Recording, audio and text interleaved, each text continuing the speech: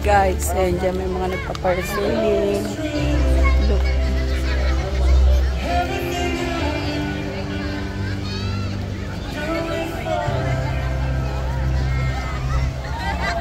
Ang daming magagandang Pilipina guys.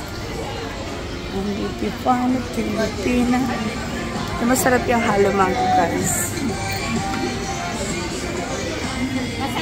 So dito kami last time nagstay guys. Sa Mandarin. Yan.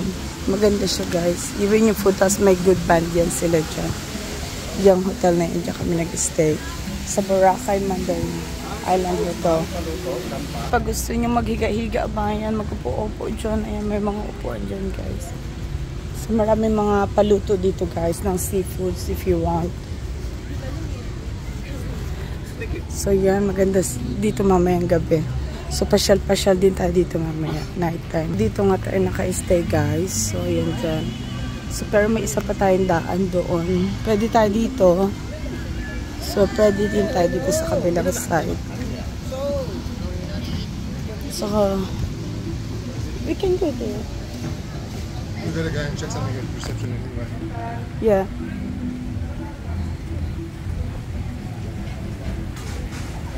So ayan, ang kanilang isa sa trademark nila yun ng Henan. Ito kami nila dyan. Ito kami nag-lunch kanina. So may mga paluto din sila, different seafoods. So nilagyan ng net, siguro gawa ng alikabok. So ito na nga. So hanggang doon Henan, meron pang papunta doon. Kasi nga may apat sila. So ayan tayo. Yeah. So going there.